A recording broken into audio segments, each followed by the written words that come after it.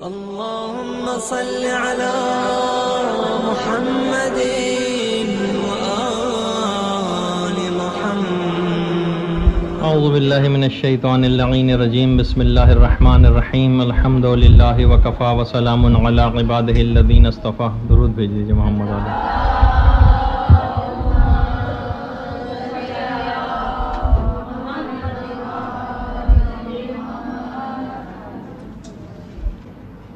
آج ایک اہم مسئلے پر گفتگو کرنا ہے، اور وہ مسئلہ یہ ہے کہ بہت ساری خواتین کے بھی اس سلسلے میں خطوط بھی موصول ہوتے ہیں،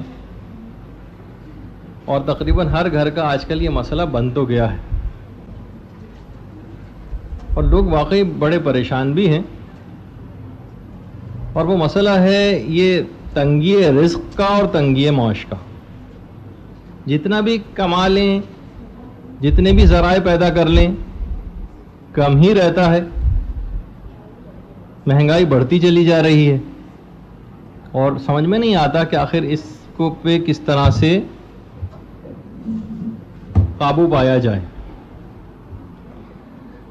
اب کچھ طریقے ایسے ہیں اس میں. ویسے تو ہمارے عمر اور رزق کو بڑھانے کے سلسلے میں مدرسے کی طرف سے ایک کتاب بھی شائع شدہ ہے، اور آپ میں سے اکثر کے پاس ہے بھی، لیکن اس کو آج ایک اور طریقے سے آپ کی خدمت میں عرض کرنا ہے. 40-42 چیزیں ایسی ہیں کہ جن سے رزق میں بڑی تنگی واقع ہوتی. ان کی ایک فہرست آپ کو نوٹ کروا دیں تاکہ ہر شخص یہ دیکھ لے کہ ہمارے گھر میں تو نہیں ہو رہی. وہ ایک ہی نگاہ میں آپ کو پتہ چل جائیں گی کہ اچھا یہ وجہ ہے کہ ہم لوگوں کے ہاں یہ اس قسم کی پریشانی لاحق ہے. جن سے رزق میں کمی واقع ہوتی ہے وہ آپ نے دیکھ لیں اور اپنا کیلکولیٹ کر لیں، اور دیکھ لیں کون سی چیزیں اس میں انجام دیتی ہیں، اور ان کو چھوڑنے کی کوشش کریں تاکہ رزق کی وہ بندش اور تنگی دور ہو. اور لوگوں کو بھی یہ بتائیں، کیونکہ سب لوگ اس سلسلے میں بڑے پریشان ہیں. اچھا، اب آج سب سے پہلے ہم ڈسکس کرتے ہیں رزق میں کمی کے جو اسباب ہیں. رزق میں کمی کیوں واقع ہوتی؟ دیکھیے، اس میں سب سے پہلی جو چیز ہے نا، جس کی طرف ہماری قوم کی ابھی تک توجہ صحیح طور پر نہیں ہو سکی ہے مبذول، وہ ہے یعنی جو رزق میں کمی کا سبب بنتی، اس پہ بہت گفتگو ہو سکتی ہے، وہ ہے ملازمت و نوکری کرنا. ہر شخص جو ہے تقریباً ہماری قوم میں سے وہ بس صرف نوکری کرنا چاہتا ہے. کسی بھی نوجوان سے آپ پوچھیں، اس کا صرف اور صرف مطمع نگاہ یہ ہے کہ مجھے اچھی جاب مل جائے. جسے میں اکثر چڑھ کر بہت سارے نوجوانوں کو جب سمجھا کے تھک جاتا ہوں تو میں ان سے یہی کہتا ہوں کہ بھائی تم کو صرف تمہارا اسکوپ ہی یہی ہے، تم چاہتے صرف یہ ہو کہ تم ماسی بنو، یا ماسا جسے کہا جائے جو میل ہوتا ہے. یعنی تمہیں صرف نوکری کرنی ہے، لوگوں کا نوکر بننا ہے، تم خود مالک بننا نہیں چاہتے. دیکھیے، رزق کے سلسلے میں بھی ہے کہ 90% رزق خدا نے تجارت میں رکھا ہے، اور 10% جو ہے فقط وہ ملازمت و نوکری میں. تنخواہیں اس اعتبار سے نہیں بڑھتی، سالانہ 500,000 روپے بڑھتے ہیں، اور مہنگائی جو ہے وہ اس سے کئی 100 گنا جو ہے بڑھ چکی ہوتی. پھر وہی پریشان ہوتے نظر آتے ہیں. معاشرے میں مانگنے والوں کی تعداد بہت بڑھتی چلی جا رہی ہے، اور جو دینے والے ہیں ان کی تعداد کم ہوتی جا رہی ہے. اور وجہ اس کی یہ ہے کہ لوگ اس کو سننا بھی پسند نہیں کرتے. کسی کو اگر آپ کاروبار کا مشورہ دیں تو وہ کہتا ہے بھائی کاروبار تو جناب اگر ہم نے شروع کیے تو یہ ہو جائے گا اور یوں ناکام ہو سکتے ہیں. دنیا جہان کے لوگ، یہ جو بھی میوزک بجاتا جا رہا ہے گول گپے والا، یہ بھی ان سے کتنے ہی زیادہ جو ہے وہ کما لیتا ہے ہر مہینے کے. بہرحال اس کا ایک روزگار ہے، سب کچھ ہے. تو جو مالک ہوتا ہے یا جو تجارت کرتا ہے وہ بہرحال ہمیشہ فائدے میں رہتا ہے، ترقی کرتا چلا جاتا ہے. اس کے مقابلے میں وہ افراد کے جو فقط اور فقط نوکر ہونا چاہتے ہیں، ظاہر ہے کہ ان کے رزق میں خود بخود ایک تنگی آتی ہے. اچھا، اس کی ایک وجہ بھی ہے. کیا وجہ ہے کہ تاجر کے مال میں اضافہ ہوتا جاتا ہے، اور جبکہ جو نوکری کرنے والا ہے اس کو ہمیشہ زیادہ تر تنگی کا ہی سامنا کرنا پڑتا ہے. علماء فرماتے ہیں اصل بات یہ ہے کہ جو تاجر ہوتا ہے نا، یہ خدا پر توکل کرتا ہے. اپنا سرمایہ لگاتا ہے، بھروسے کے اوپر بیٹھتا ہے، گاہک کا انتظار کرتا ہے، یعنی خدا کے اوپر بھروسہ کر کے کچھ کام کرتا ہے.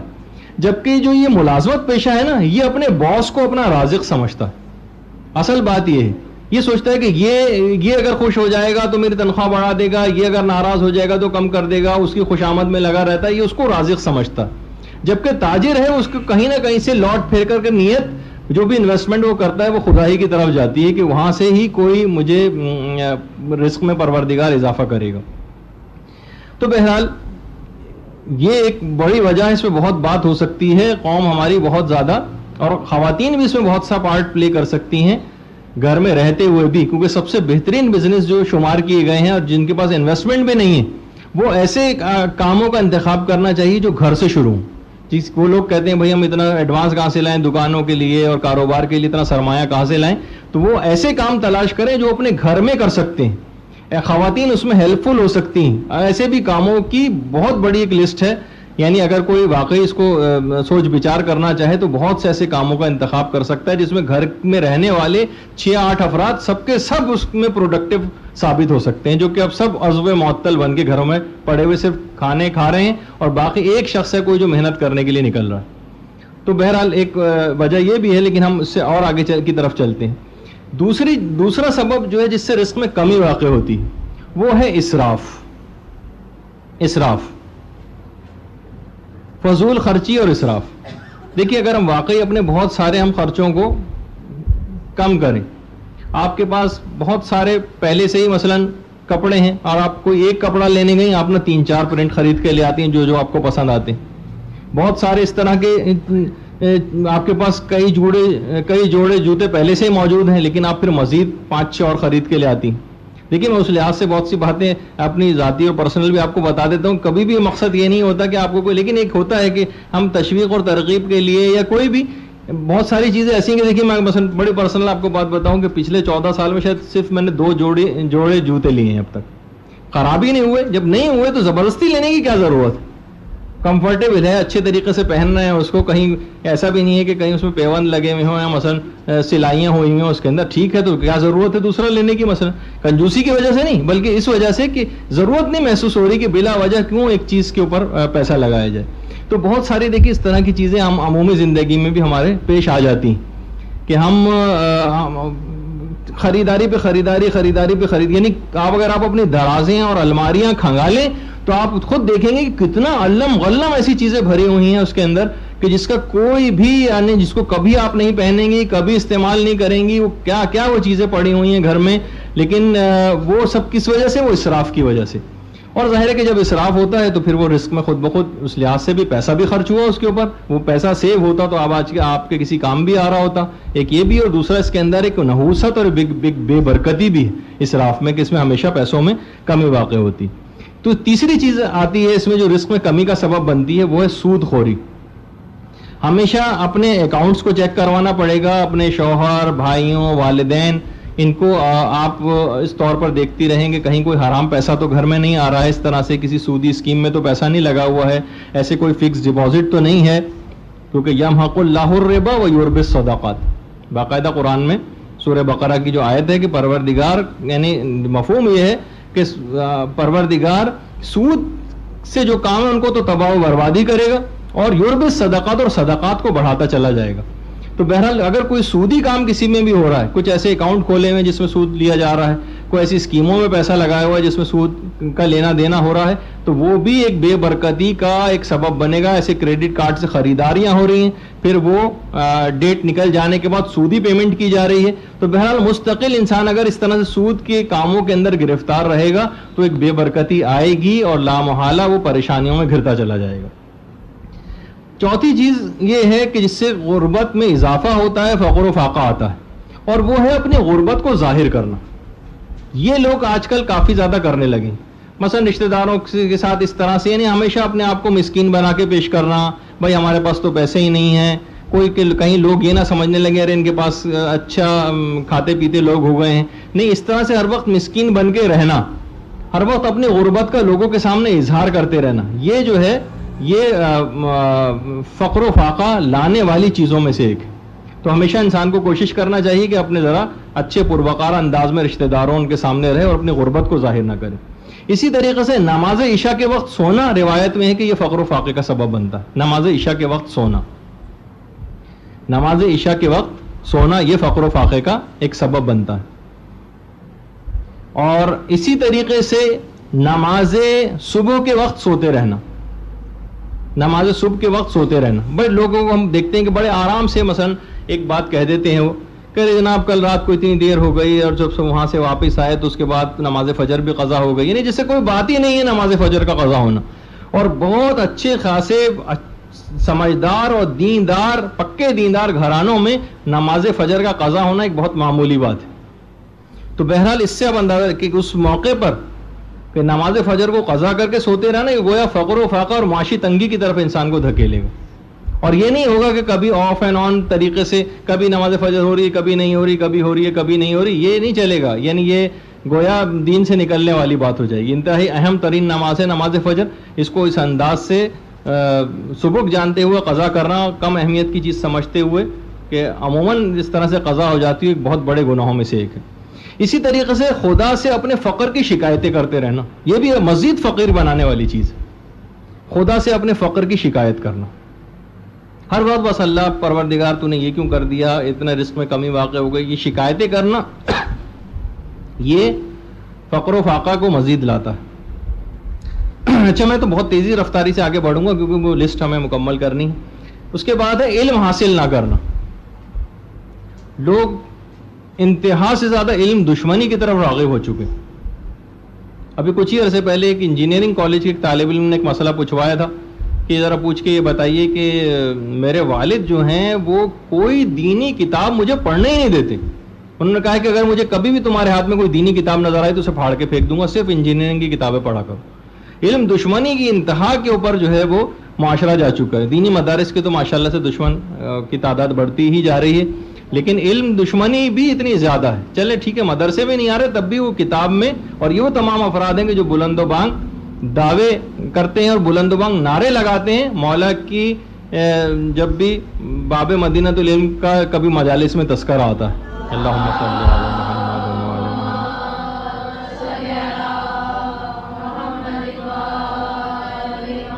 تو علم دین حاصل نہ کرنا یہ خود ایک فقر و فاقہ لانے، یعنی جو جتنی بھی اس کے اندر برائیاں پوشیدہ ہیں اس میں، جس میں سے ایک فقر و فاقہ بھی، یعنی یہ بھی انسان معاشی تنگی کا شکار ہوگا.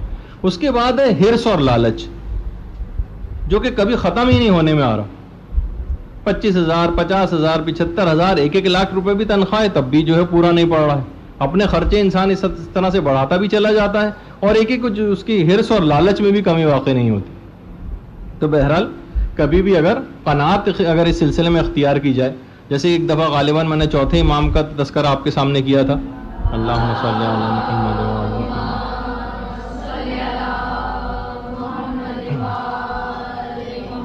کیا آئے تھے لوگ اور شکایت کی تھی امام سے کہ مولا آج کل مہنگائی بڑی ہو گئی. تو چوتھے امام نے کہا تھا ایسے شخص کے سامنے تم نے مہنگائی کا تذکرہ کیا، ہم پر مہنگائی کا کیا اثر ہو سکتا ہے جبکہ ہم خدا کے قانے ترین بندوں میں سے. یعنی اگر واقعی انسان قناعت اختیار کرے تو مہنگائی کا مسئلہ تو اس وقت ہوگا نا جب ہم غیر ضروری خریداریاں کرنے جائیں گے مارکیٹ میں، اور اسی کے اندر ہمارے پاس پیسے زیادہ خرچ ہوں گے.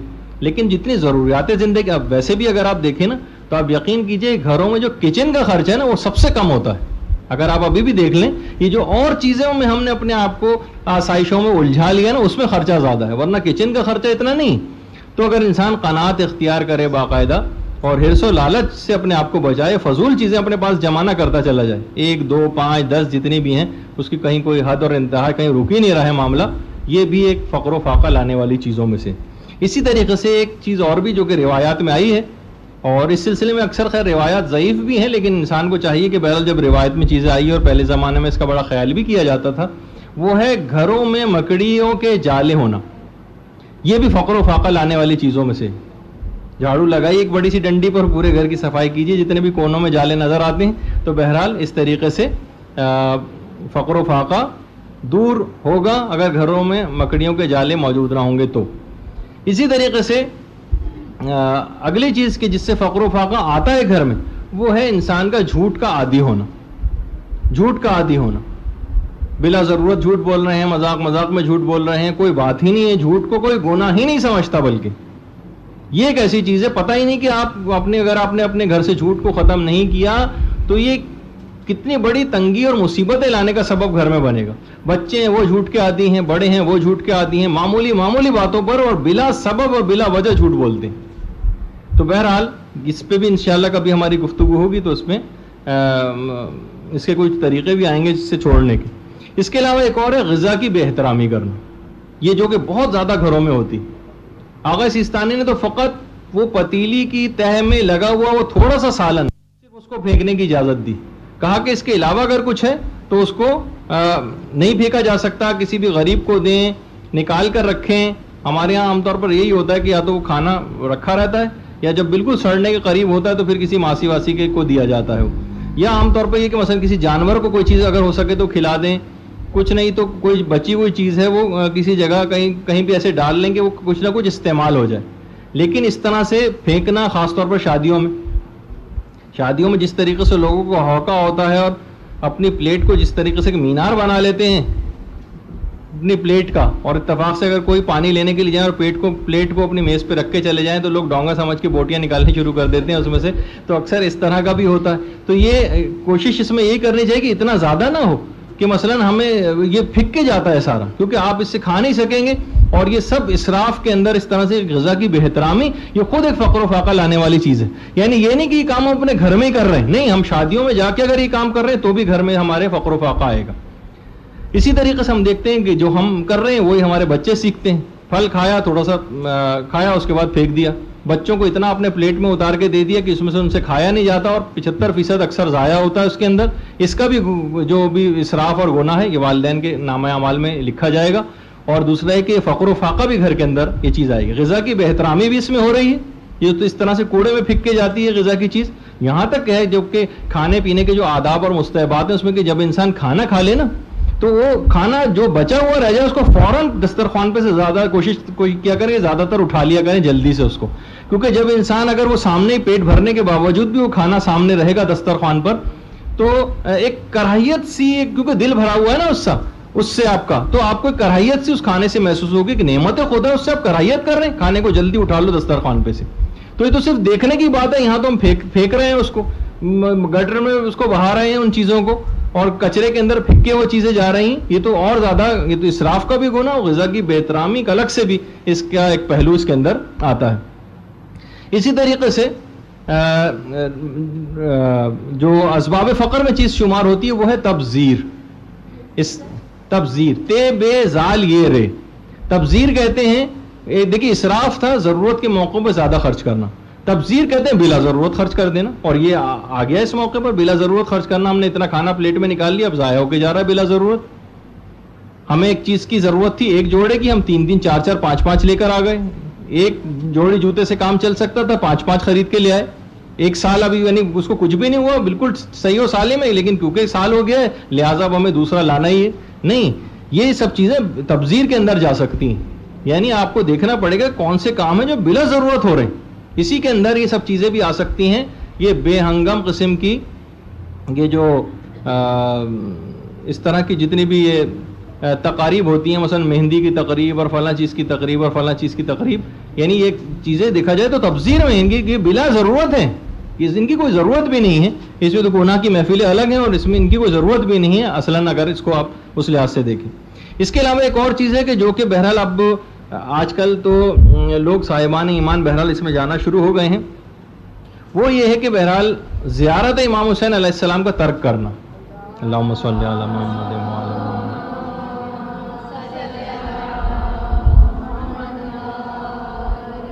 اگر کوئی شخص جا سکتا ہے، استطاعت ہے، حالات اجازت دے رہے ہیں تو امام کی زیارت کے لیے ضرور جائے.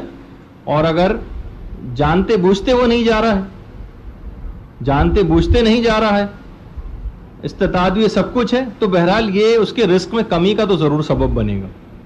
جانے سے 1 سال کا یقینی عمر میں اضافہ ہو جاتا ہے، اور وسائل کے پورا ہونے کے باوجود سستی اور لاپرواہی کرتے ہوئے نہ جانا یہ یقینی طور پر عمر میں 1 سال کی کمی واقع کروا دیتا.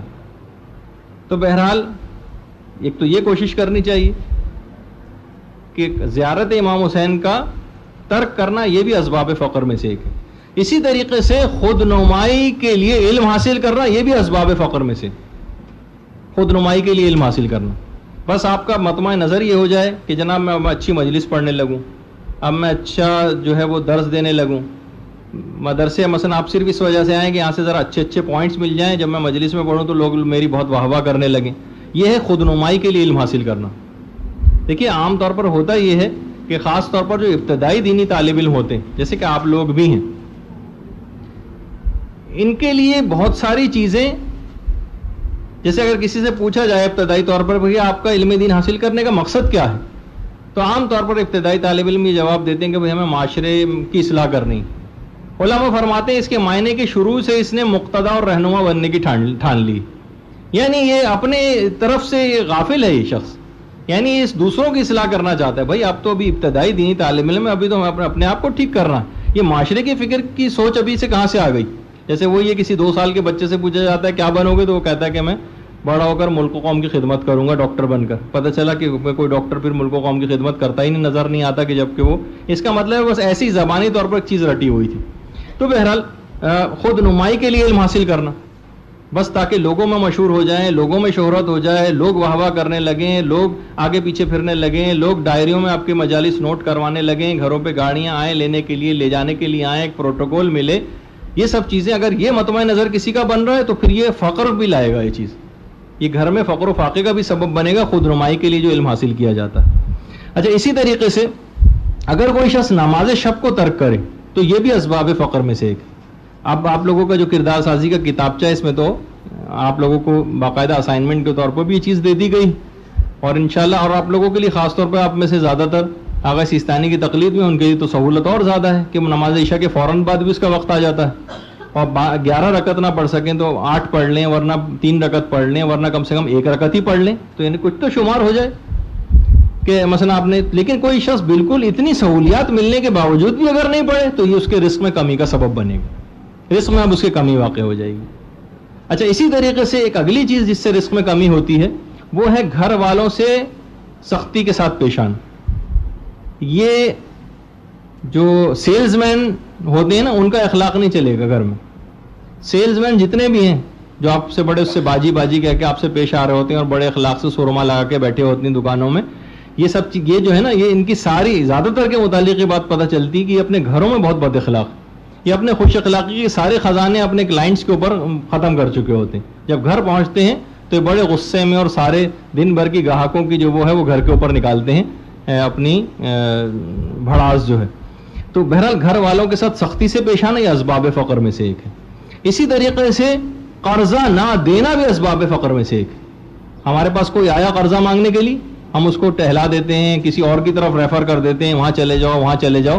خود دے سکتے ہیں, گھر پہ پیسہ پڑا ہوا ہے ہمارے پاس, ہم اس کی مدد کر سکتے تھے, لیکن ہم نے سوچا بھائی قرضہ ورضہ دے دیں, واپس تو کرتے نہیں ہیں لوگ, اور دیکھنے میں بھی یہ آتا ہے. ہم نے یہ سوچ کے اپنے مال کو بچا لیا.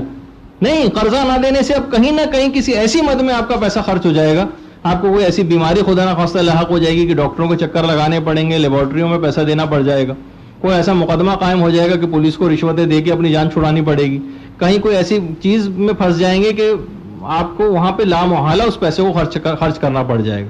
کسی کو قرضہ دے سکتے تھے, کسی نے ضرورت مند نے, کسی مومن نے آ کر مانگا, اور دیکھیے عام طور پر ہوتا بھی ہے, خیر اس میں کچھ شرارتی قسم کے لوگ بھی ہیں, لیکن بہرحال حالات و واقعات بھی کچھ اس انداز کے ہو گئے ہیں, رزق میں تنگیاں بھی, کہ لوگ بیچارے جو ایک دفعہ قرضہ لے لیتے ہیں وہ صحیح طور پر وقت پہ واپس ادا بھی نہیں کر پاتے, کچھ ایسے مسائل کے اندر گھرے ہوئے ہوتے ہیں. لیکن ہم بس پھر اس کے بعد ان کے پیچھے دوڑتے رہتے ہیں اور پھر کہتے ہیں کہ آئندہ تو میں نے توبہ کر لی, کسی کو قرض میں دوں گی نہیں.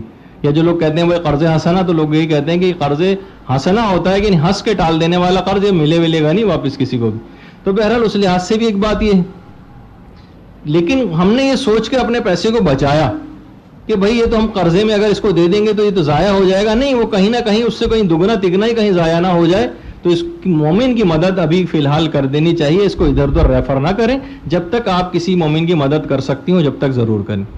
اچھا, اسی طرح سے ضرورت مند کی حاجت روائی نہ کرنا. ایک تو یہ تھا بھی قرضہ نہ دینا, یہ تو پیسے سے متعلق بات تھی, لیکن ضروری نہیں کوئی آدمی آپ سے آ کر پیسہ ہی مانگے, ضروری نہیں. ہو سکتا ہے کوئی اور ضرورت کی ایسی چیز ہو. دیکھیے بہت ساری اس طرح کی کہ مثلا کتنی خواتین ایسی ہیں کہ 20-20 30-30 ہزار روپے کے شادی کے ان کے جوڑے سلتے ہیں, جو دلہن جو مثلا جو جوڑا پہنتی, اور اس کے بعد یعنی وہ ساری زندگی اس کو پھر کبھی بھی نہیں پہنے گی, وہ سڑ کے جاتا ہے بکسوں میں, اس میں کیڑے اس کو کھا جاتے ہیں, اس کو لال بیگ کھا جاتے ہیں, لیکن وہ کسی اور کو نہیں دیتی. کتنی ایسی خواتین ہیں بس ایک دفعہ پہن لیا, استعمال ہو گیا, آپ کو خود پتہ ہے کہ ابھی دوبارہ کبھی پہننے کی ضرورت نہیں پیش آئے گی, یا یہ کہ آؤٹ آف فیشن ہو جائے گا کچھ عرصے بعد یہ. تو آپ یہ کیوں نہیں کرتی کہ یہ کسی اور ایسی نادار لڑکی کے لیے اس طرح سے اس کے لیے کام آ جائے, وہ صدقے کے طور پر کسی اور کو دے دیا جائے, اس طرح سلسلہ آگے بڑھتا جائے. یہ 20-20 30-30 ہزار روپے لوگوں کے, غریب لوگوں جن کے لیے واقعی ایک پریشانی کی بات ہو جاتی.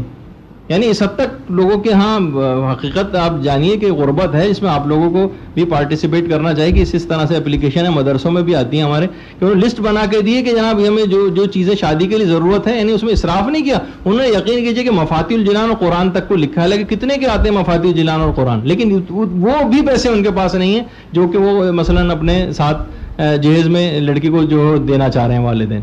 تو اتنا ایک طرف اتنا اسراف ہو اور دوسری طرف اتنی غربت ہو, تو نتیجہ پھر یہی ہوتا ہے کہ پیسوں کا ارتکاز, یعنی غریب لوگوں کا حق آپ کے مال میں موجود ہے.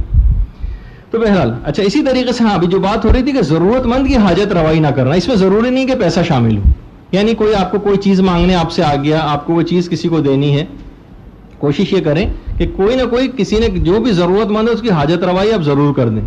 کوئی چیز مثلا ادھار مانگی ہے کسی نے, کوئی پڑوسی آپ سے کوئی اس طرح سے کوئی ضرورت مند ہے, وہ آپ سے اگر کوئی چیز مانگنے لگا, تو اگر ہم نے ضرورت پوری نہیں کی تو ہمارے رزق میں کسی نہ کسی حد تک کمی ضرور واقع ہوگی.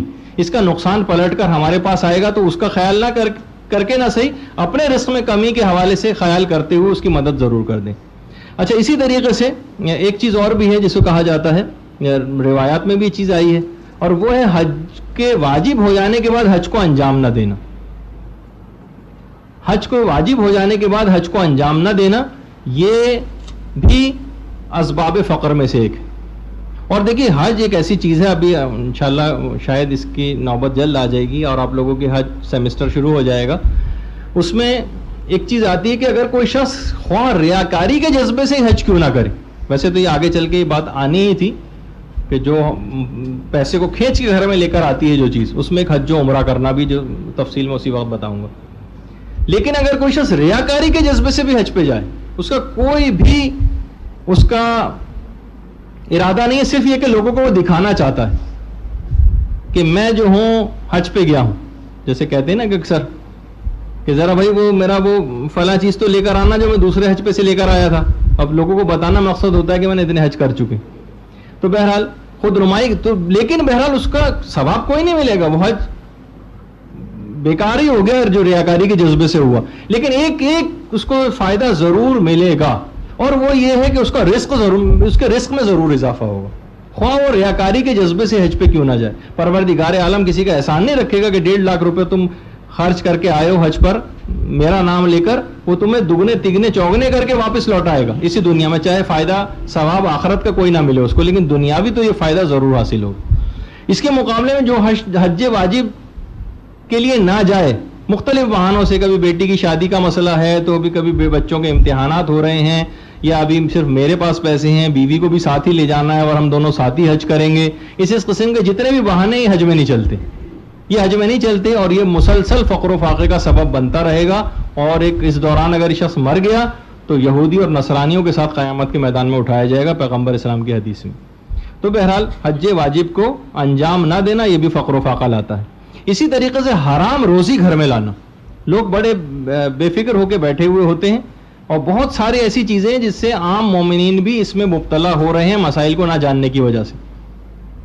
مثلا اگر پرائیویٹ بینک میں بھی اگر کوئی شخص جاب کرتا ہے, تو جتنی دیر وہ گورنمنٹ بینک کا تھوڑا سا مجتہدین کا ایک اختلاف ہے اس کے اندر, وہ اس کو صرف نظر کرتے ہوئے جتنی دیر وہ سودی کام کرے گا اس کے مقابلے میں جتنے پیسے اس کو ملیں گے وہ اس کے لیے حلال نہیں ہوں گے, سودی کام جتنی بھی دیر اس نے کیا. ہاں اگر کوئی حلال کام کیا تو اتنے ٹائم کا وہ حساب لگائے گا, اور پھر اس کے بعد ٹائمنگز کو ڈسٹریبیوٹ کر کے جتنا اس کا حق بنتا ہے فقط اتنا لے سکتا ہے. اس کے علاوہ جو پیسہ اس کو تنخواہ کی صورت میں ملے گا وہ اس کے لیے حرام ہوگا استعمال کرنا. اسی طریقے سے مثلا کسی شخص کی جو پرائیویٹ جابز کرتے ہیں, اور وہ مثلاً کسی سے جاب پہ نہیں گئے اور کسی سے اپنا کارڈ پنچ کروا دیا، یا مثلاً جاب پر نہیں گئے یا جلدی وہاں سے واپس آ گئے اٹینڈنس لگا کے بتائے بغیر. پرائیویٹ جابس کے لیے بڑا مسائل سخت ہیں، خاص طور پر آغا سیستانی وغیرہ تو بہت ہی سخت ہیں. وہ کہتے ہیں کہ اتنے مال کا وہ مالک نہیں بنے گا اپنی تنخواہ سے اگر اس نے اس طرح سے کوئی کام کیا. پتہ چلا کہ مثلا کسی کی 10,000 سیلری ہے اور اس طرح سے اس نے چھٹیاں ماری ہیں، اس کے بھی پیسے لے کر آ گیا، ابھی حرام پیسے اس کی غذا میں آ گئے، ابھی بچوں کو کھلائے گا سب کچھ، یہ فقر و فاقہ مزید اس کا بڑھتا چلا جائے گا. تو یہ تمام چیزیں ایسی ہیں کہ حرام روزی گھر کے اندر لانا یہ فقر و فاقے کا سبب بنتا ہے. اسی طریقے سے ایک چیز اور ہے کہ جو متروک ہوتی جا رہی ہے معاشرے میں، جب بھی ہم نے کردار سازی والے کتابچے میں اس کا اہتمام کیا ہے، وہ ہے گھر میں تلاوت قرآن نہ ہونا. گھروں سے تلاوت قرآن ختم ہو گئی، کلام شیطانی مسلسل گانے اور موسیقی کی صورت میں، ٹی وی کی صورت میں گھر میں بج رہا ہے مسلسل. لیکن پہلے زمانے میں ہوتا تھا کہ کہیں نہ کہیں سے بڑی بوڑھیاں بھی گھر پہ بیٹھ کے تلاوت قرآن کر دیا کرتی تھیں، آوازیں گھروں سے آتی تھیں، فجر کی نماز کے بعد گھروں سے تلاوت قرآن کی آوازیں آتی تھیں. اب کہیں سے کوئی تلاوت قرآن کی آواز نہیں آتی. تو بہرحال اس لحاظ سے بھی ہم نے کردار سازی والے جو کتابچہ ہے اس کے اندر سورہ واقعہ تو 96-97 آئے تھے تو اسی کے اندر ہی ہیں فقط. اور اگر آپ اور سورے بھی ملا لیے جائیں جو سونے سے پہلے ہوتے ہیں تو 100 سے اوپر کم سے کم تلاوت. اگر یہ باواز بلند اچھی قرات کے ساتھ بھی اگر گھر میں پڑھیں تو اور اچھا ہے. گھر میں ایک عجیب سا ایک تو یہ بھی ہے کہ شیطان گھر سے دور ہوتے ہیں اور ملائکہ کی آمد رفت شروع ہو جاتی. اور بہرحال جب اس طرح سے ہوگا تو فقر و فاقہ بھی گھر سے دور ہوگا. تو تلاوت قرآن اگر گھر سے ختم ہو جائے تو یہ بھی فقر و فاقہ لانے کا سبب ہے. اچھا، اسی طریقے سے جو فقر و فاقہ لانے والی چیز ہے اس میں ایک چیز ہے نہیں انل منکر کا ترک کرنا، جو کہ معاشرے کے اندر بڑا آج کل کامن ہوتا چلا جا رہا ہے. معاشرے میں بڑا کامن ہوتا چلا جا رہا ہے نہیں انل منکر کا ترک کرنا. دیکھ رہے ہیں کہ نوجوان بگڑتے جا رہے ہیں، خراب ہوتے چلے جا رہے ہیں، کوئی کسی کے معاملات میں بولتا نہیں ہے. ماموں، چچا، پھوپھا، خالو، تایا، یہ سب پہلے زمانے میں بڑے دخیل سمجھے جاتے تھے گھروں میں. اب یہ بالکل اس طرح سے ایک غیر جانبدار سا اپنا کردار پیش کرتے ہیں. یہ کسی کے معاملات میں اپنے بھتیجوں بھانجوں کے بولتے ہی نہیں، وہ جو مرضی آئے کرتے رہے. ان کے پریشرز ہٹتے جا رہے ہیں، ہر شخص بالکل آزاد ہوتا چلا جا رہا ہے. معاشرے میں گناہوں سے روکنے کی کیفیت ہی پیدا نہیں ہو پا رہی ہے لوگوں میں. تو بہرحال یہ سب چیزیں کیا ہیں، یہ بھی ایک سبب بن رہا ہے کہ انسان کے جو اور نقصانات ہیں اس کی وہ اپنی جگہ پہ ہیں. لیکن ایک نقصان کم سے کم یہ بھی ہوگا کہ اس کے گھر میں تنگی، فقر و فاقہ اور یہ سب کچھ بھی آتا چلا جائے گا، کیونکہ یہ سب چیزیں گھروں سے ختم ہو رہی ہیں. اسی طریقے سے بیہودہ گفتگو کرنا، بیہودہ گفتگو بھی فقر و فاقہ لانے والی چیزوں میں سے. فضول گفتگو، فحش قسم کے مذاق، بیہودہ قسم کے مذاق، یہ سب بھی فقر و فاقہ لانے والی چیزوں میں سے. اسی طریقے سے اولاد پر لعن طعن کرنا، ہر وقت ان کو برا بھلا کہتے رہنا، ہر وقت ان کو برا بھلا کہتے رہنا. تربیت اولاد کے سلسلے میں انشاءاللہ جب آپ لوگوں کو ان کا بھی ایک سیمسٹر ہونا ہے تو وہ جی ہاں وہ ہے، لیکن باقی بھی سارے موضوعات اہم ہی ہیں جتنے بھی اب تک آ رہے ہیں. تو بہرحال وہ بھی اہم تر ہے. بہرحال اس کو بھی جلدی شروع کریں گے. تو اولاد پر لعن طعن کرنا یہ خود فقر و فاقہ لانے والی چیزوں میں سے. اور دوسرا یہ کہ بہرحال اتنی زیادہ لعن طعن ہو جاتی ہے، اتنی زیادہ لعن طعن ہو جاتی ہے کہ بعض اوقات بہت ضرورت سے بہت بڑھ جاتا ہے معاملہ، جتنی ضرورت بھی نہیں ہوتی. اور ہر وقت بچوں کے اوپر جو تنقید کرتے رہنا ہے، یقین کیجئے کہ وہ بالکل انسینسٹیو ہوتے جا رہے ہیں بچے. کوئی فائدہ ہی نہیں آپ کو پوری تقریریں کرنے کا، بلکہ وہ کہہ دیتے ہیں منہ پہ کہ بس اب تقریر کرنا بند کریں. تو بہرحال اولاد پر مستقل لعن طعن کرنا یہ بڑا ایک نقصان دہ پہلو بھی ہے تربیت کے حوالے سے بھی. اور جو ہمارا ابھی کا جو فوکس ہے وہ یہ ہے کہ رزق میں بھی اس سے کمی واقع ہوتی. اسی طریقے سے بہت ساری روایت میں یہ بھی آیا ہے کہ رات کے وقت سائل کو خالی ہاتھ لوٹانا. رات کے وقت بالفرض اگر کوئی ضرور نہیں کہ فقیری ہو جو دروازے پر آئے، بلکہ کوئی اور بھی کسی ضرورت کے تحت رات کو کوئی رشتہ دار کوئی چیز مانگنے آ جائے، کوئی پڑوسی کوئی چیز مانگنے آ جائے تو اس کو بھی خالی ہاتھ نہ لوٹائیں. یہ فقر و فاقہ لانے والی چیزوں میں سے ایک ہے. اسی طریقے سے لوگوں سے مانگنا، بلا ضرورت لوگوں سے مانگنا، جیسے کہ ابھی خاتون نے جو اشارہ کیا کہ ان کو مثلا اگر نہیں بھی ہے ضرورت تب بھی ایک عادت پڑ گئی کیونکہ مانگنے کی. اور ہم خود بھی بہت سارے ان تجربات سے گزر چکے ہیں. تقریباً آج سے 18-20 سال پہلے، پتہ نہیں آپ لوگوں کو بھی سنایا تھا یا نہیں سنایا تھا میں نے، ایک واقعہ ہوا تھا کہ دینی مدرسے کی کوئی طالبہ تھی، کسی اور دینی مدرسے کی. ان کا ایک کیس آیا تھا کہ جناب ان کی شادی ہونے والی ہے اور کسی سود خور جو ہوتے ہیں ان سے اس نے قرضہ لیا ہوا ہے. ان لوگوں نے شادی کے اخراجات کے لیے گھر میں کچھ بھی حتیٰ کہ فاقے تک ہوتے ہیں اور یہ کہ وہ شخص روزانہ تنگ کرنے کے لیے آ رہا ہے، تو تحقیقات کے لیے میں پہنچا وہاں پر کہ کیا ہے مسئلہ. تو اتفاق سے ان کی بدقسمتی گئی ہے کیا کہ میں ایسے موقع پر وہاں پہ پہنچ گیا کہ وہاں پر باقاعدہ مہندی کی ایک تقریب منعقد ہو رہی تھی ٹینٹ لگا کر، اور اس کو بالکل اس ورائٹی پروگرام کے تحت باقاعدہ کوئی میوزیکل گروپ بھی اس کے اندر آیا ہوا تھا، جو کہ شاید پیسے دے کے اس کو اس انداز سے بلایا ہوا تھا کہ وہاں پر فقر و فاقہ اتنا آلریڈی فاقے ہو رہے ہیں گھر میں، اتنا بھی نہیں ہے تو سود خور شخص سے وہ پیسے لائے ہوئے ہیں اور اس سے کیا کروا رہے ہیں پروگرام، مہندی کا وہ گناہ کا پروگرام، اس کے اندر پیسہ خرچ کیا جا رہا. تو لوگوں سے یہ بھی اسی میں آ جاتی ہے چیز کہ لوگوں سے بلا ضرورت مانگنا، یہ کوئی نہ ضرورت کی کوئی چیز تھی نہ کوئی اہمیت تھی اس بات کی، جبکہ آپ کے حالات بھی اتنے خراب تھے اس کے باوجود بھی.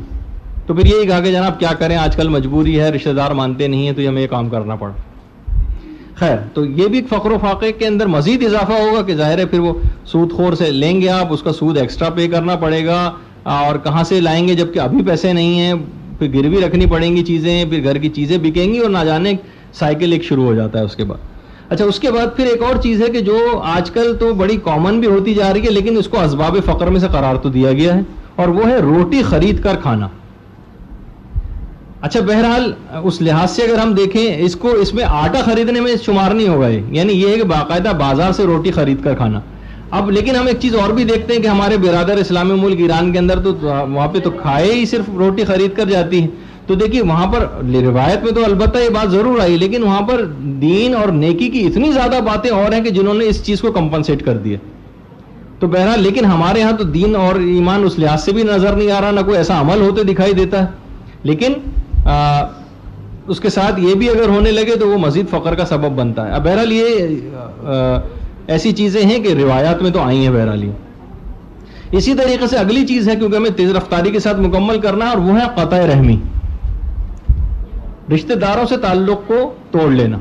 اب جبکہ اتنا آسانی ہے کہ دیکھیے واجب صلہ رحمی بھی کتنی آرام سے ہو سکتی ہے کہ مثلا ان کو کبھی کبھار فون کر لینا، اپنے ایسے رشتہ داروں جنہوں نے آپ سے تعلق توڑ لیا ہے، یا کسی رشتہ دار کے ہاتھ ان تک سلام پہنچا دینا بھی صلہ رحمی میں شمار ہو جائے گا. یعنی فقط آپ سلام پہنچا دیں، مثلا کوئی رشتہ دار ہے جو ان سے بھی ملتا ہے، آپ ان سے کہہ دیں کہ میرا سلام ان تک پہنچا دیجئے، یہ بھی صلہ رحمی، یہ کم سے کم صلہ رحمی. کبھی کبھار فون پہ بات کر لیں، اور کوئی اور ممالک میں انڈیا میں کوئی رشتہ دار ہیں تو انہیں کبھی کبھار سال 6 مہینے میں ایک دفعہ خط لکھ دینا یا فون پہ بات کر لینا، یہ صلہ رحمی میں شمار ہو جائے گا. یہ منیمم. ویسے تو صلہ رحمی آگے جتنا بڑھاتے چلے جائیں، یہاں تک ہے کہ صلہ رحمی باقاعدہ شکایت کرے گی. شب معراج بھی پیغمبر نے دیکھا تھا کہ صلہ رحمی شکایت کر رہی تھی. کس کی شکایت کر رہی تھی؟ 40ویں پشت میں اپنے ایک رشتہ دار کی. مثلا ہوتا ہے نا بعض اوقات، جب بھی ہم نے اس کے اندر مرحومین کے لیے دعا کا بھی ایک کردار سازی کے اندر رکھا ہے کہ جو مثلا ہم صرف قریب کے ہمیں مرحومین نظر آتے ہیں، والد، باپ، دادا اور پردادا وغیرہ، اس سے آگے کا اس کے بعد بھی تو وہ ہمارے والدین ہی ہیں سارے، لیکن ان کی طرف لوگوں کی نگاہ نہیں ہوتی.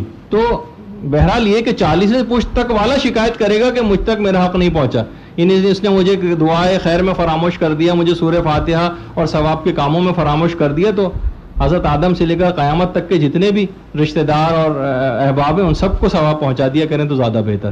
تو قطع رحمی کی اگر وہ مستحب چیزوں کی طرف جائے تو بہت بڑی، وہ تو میں نے کہا 40ویں پشت تک معاملہ چلا جائے گا، لیکن جو واجب حد تک ہے وہ کم سے کم سلام کرنا، فون کرنا یا سلام پہنچوا دینا کسی کے ہاتھ، یہ بھی شمار ہو جائے گا. اسی طریقے سے جو فقر و فاقہ لانے والی چیزیں ان میں ایک ہے غنا اور موسیقی.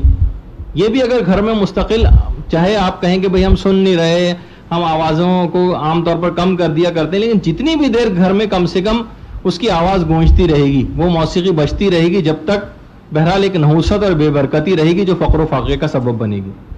اسی طریقے سے روایات میں سستی اور کاہلی کو بھی اسباب فقر میں سے قرار دیا گیا، جو کہ ہمیں نظر آتا ہے آج کل کے نوجوانوں میں. بزنس کرنا کیوں نہیں چاہتے؟ اس کی ایک وجہ ایک اور بھی، سستی اور کاہلی.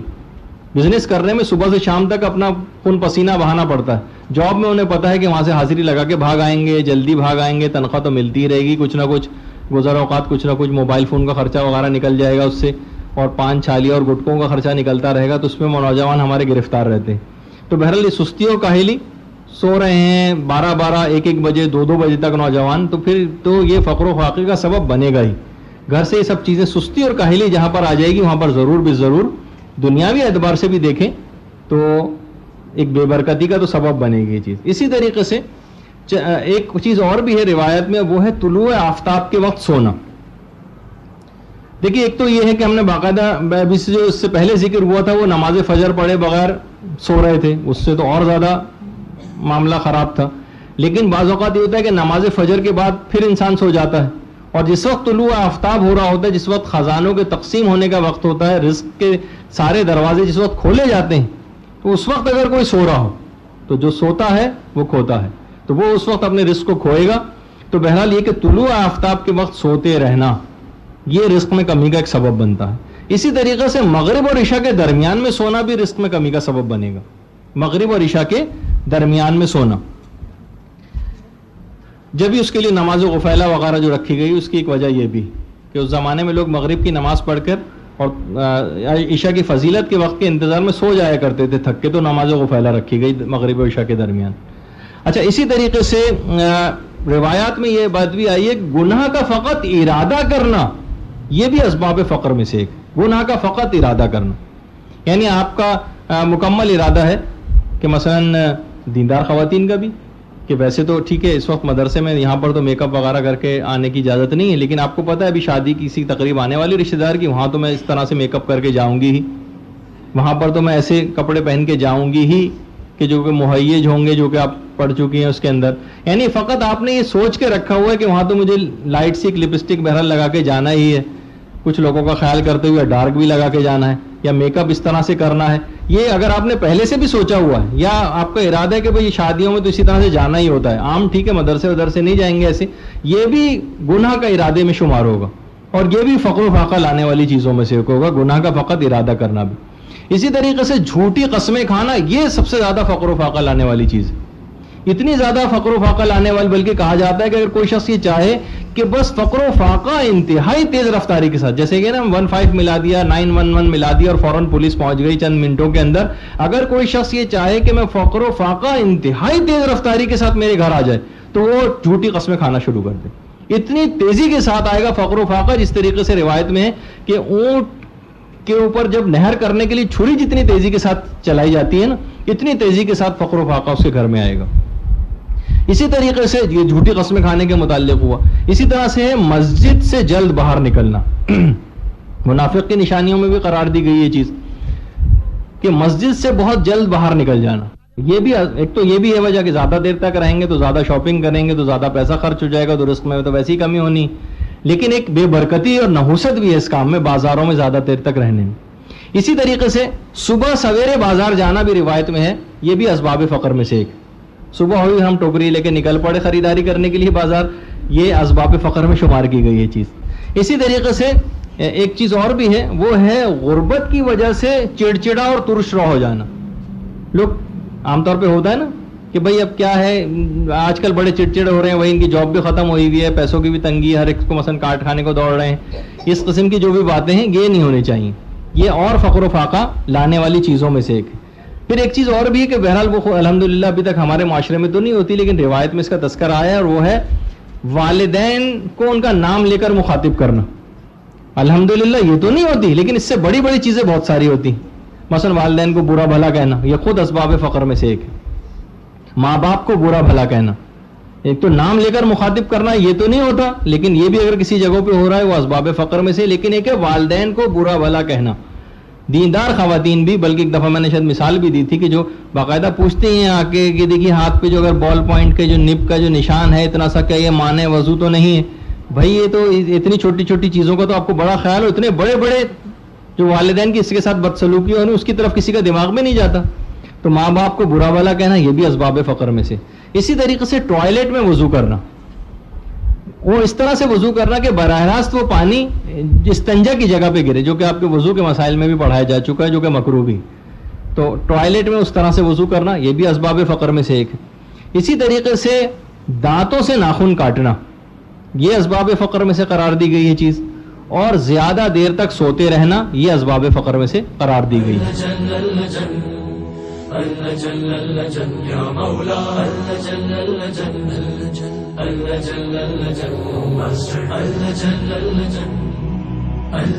يا صاحب السماء اللجن